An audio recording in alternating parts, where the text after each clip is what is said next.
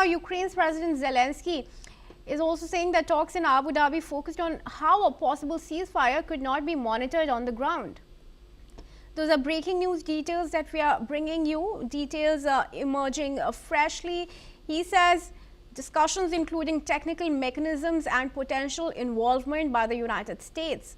Zelensky also says Washington wants Ukraine and Russia to end the war before the summer. The comments come as diplomatic efforts intensify to find a pathway toward halting the fighting. All right, I request Julia to join us back in the discussions here. Julia, would you say that these Abu Dhabi talks have made any real progress, because the strikings and shellings are continuing? Ukrainians are waging the cold weather with loss of infrastructure and power and energy grids. What really needs to be done to bring a ceasefire as soon as possible? Well, again, ceasefire is the issue of putting enough pressure on the Russian Federation to make it stop, because it's the war of aggression that was launched by a much larger state against a much smaller state, and it's a continuous war of aggression, and Ukraine has tried several times to talk to Russia, and Russia always insists on continuing the war until its demands, its maximalist demands, are met. And it's great that in these talks in Abu Dhabi, Ukraine is showing a constructive stance, that is really interested in ending the war, and Ukraine is discussing all these details about how, if there is a ceasefire, how this is going to be monitored. But Russia continues its tactics of trying to bomb Ukraine into submission. And in the beginning, you gave this news that this night again, Ukrainian infrastructure was under attack. And so what they're trying to do, Kyiv is a city, is a huge city of more than 3 million people. And they have already destroyed several heat-producing plants, but it has been able to survive more or less on electricity. But it does not produce its own electricity, and it gets electricity from the west of Ukraine, from the Khmelnytsky nuclear power plant. And so what the Russians tried to do today, they tried to cut off the line that leads from the Khmelnytsky atomic power plant to Kiev, to make sure that no electricity flows into the city.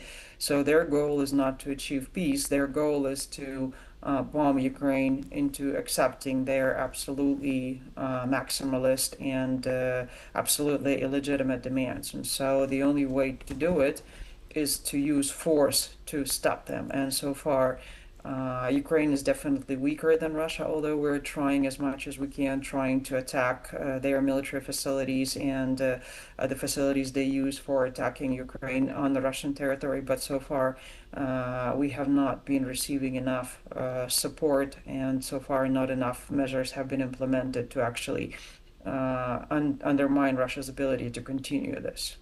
Right, Julia, talking of the support that you are seeking for Ukraine, do you think the United States is really doing enough, especially as far as the question of Donbass is concerned, which remains the last major sticking point?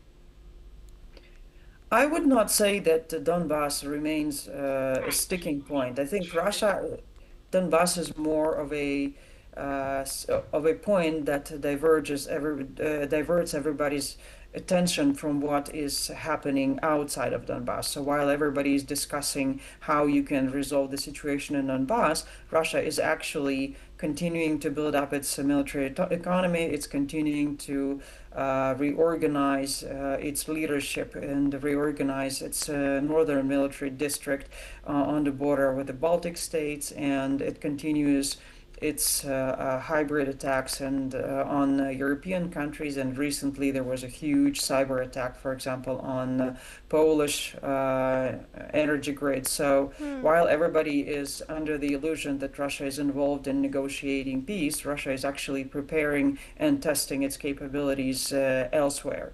And so I don't think it's correct to refer to Donbass as a sticking point. It's more of a something that diverts everybody's attention. And the U.S. is not doing enough, in my view, but the U.S. has a different goal in this case. So the U.S. is interested in achieving strategic stability with Russia. And so it's trying to seek some sort of a compromise, but that's not what Russia is doing. Russia is forced to sit down at the negotiating table, but you can bring somebody to the negotiation table, but you cannot make them agree on something, and you cannot. While you're negotiating, you cannot control their other actions, and so this is what's happening. And I think one of the obstacles is that President Trump really believes that Putin wants peace, but that's not the case. Russian actions indicate the opposite. All right. Well, Julia, thanks very much then for joining us and for speaking to us with your perspective here. And with that, we